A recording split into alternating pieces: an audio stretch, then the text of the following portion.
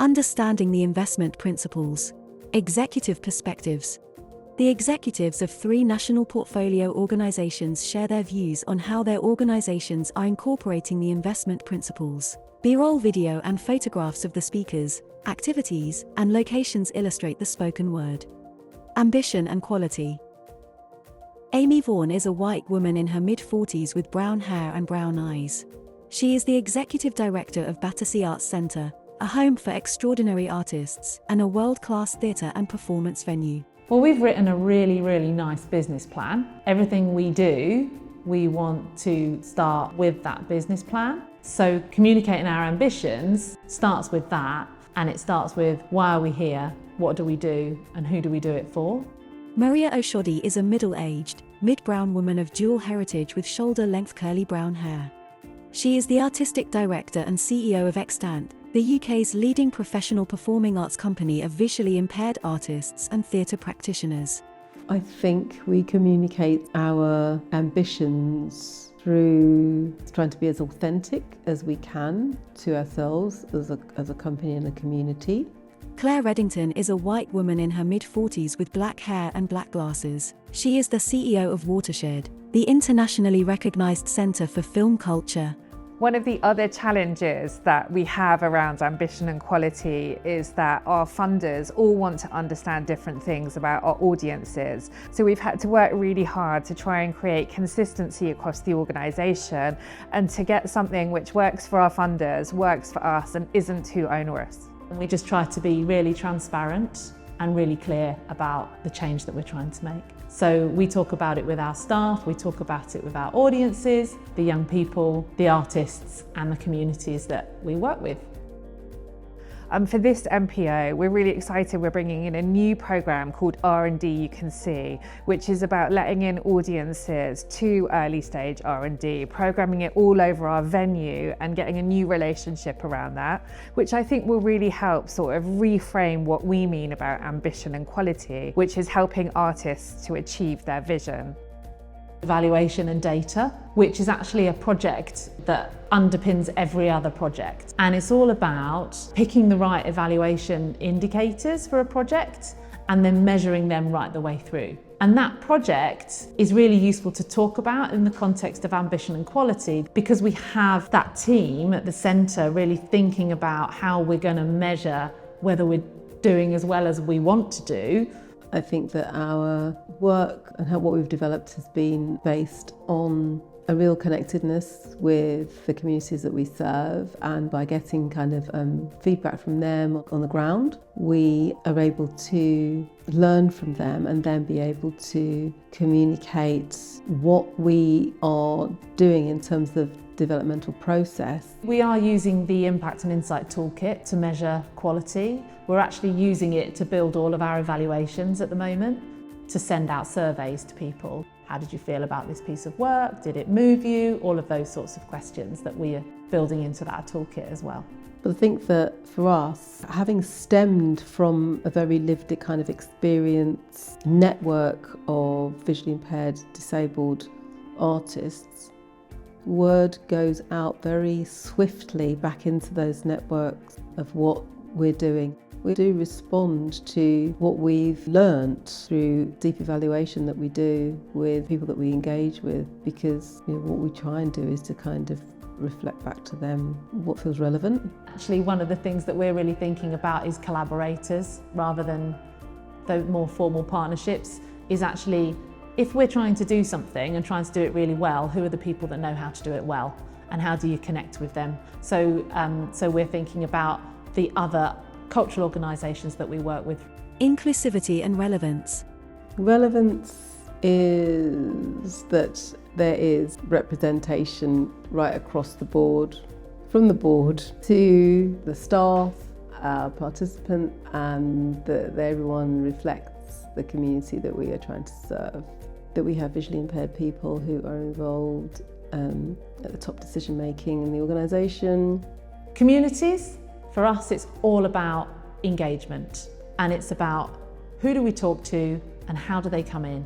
We have a board of local community people and artists who we consult with. We have a lot of young people that we consult with, and we have a lot of artists that we consult with. In terms of access, we have two schemes, one being pay what you can, so anyone can come and it removes the financial barrier. We also explore a relaxed venue methodology, which is about making sure that people feel they can access performances as audience members.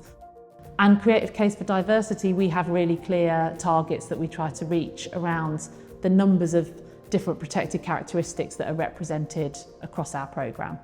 So for us, relevance is about being timely and open to change. So a really good example of that for us is Rife, which was our celebrated digital publishing platform for young people. And we undertook some consultation with them recently. They wanted us to give them meaningful career opportunities around cultural cinema and creative technology, the two things that we do really well here. So we have a project called The Agency, which we're really proud of, and that's run with a number of partners right across the UK. We empower young people to go out into their community and to start up projects that have a social impact. And we support them to do that. And they come through a development cycle here with us, and those projects become a reality for them, and they get to deliver those projects and see the change that they can make in their community. Tour called Superpower Panto. We toured in March 2023, and it was an inclusive pantomime. Incorporated audio description at the point of performance. And nobody had to wear headsets. Well, that's what diversity means, and that's what relevance means to us. We have inclusion producers, and we train our staff in gender identity, neurodiversity, anti-racism.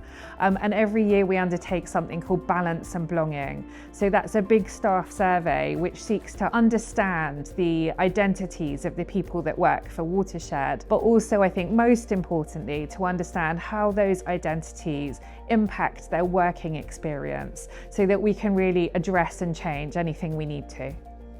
Dynamism. A really exciting project at the moment that's funded by Fidelity, and it's helping us to build a data warehouse. And in that warehouse, everything we collect is going into one place.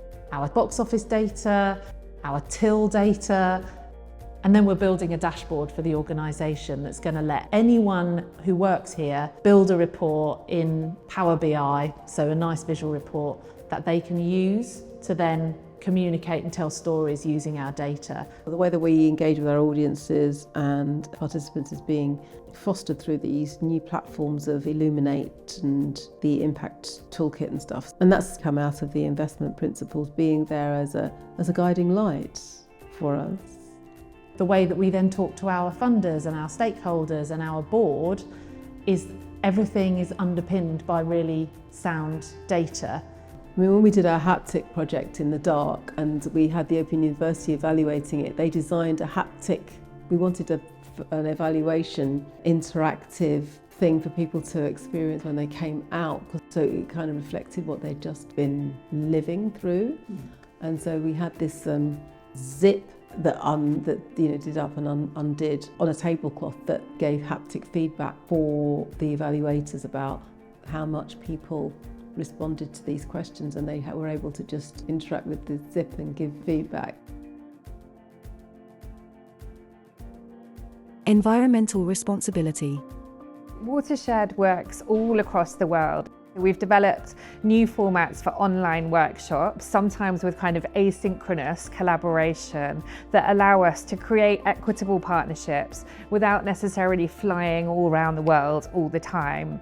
In addition, our staff are all bronze carbon literacy trained, so that helps us think about the decisions we're making when we design a programme to be responsible. Rather than taking a show on tour, maybe it's about reimagining that show in a more localised way. So you tour the show by taking the concept on tour rather than all the people. The building is a massive undertaking, so we're trying to think about what the capital needs are of the building and doing those feasibility studies and really understanding room by room what the kilowatt usage is, so that we start to say to users here, when you come in, your project uses this much carbon, put that in your funding application. So it goes back to dynamism and data collection. It's great, isn't it? They are all wonderful kind of guidelines to give us a way to contextualise the work that we're doing. We want to continue getting those diverse perspectives, and we're all really focused on recruitment and inclusion to make sure that our company can reflect the city that we live in. What I really hope is that what they do over the coming years is give us all a shared language, because we do all need to talk about the environment, and we do all need to transition our businesses to be more modern and data-based.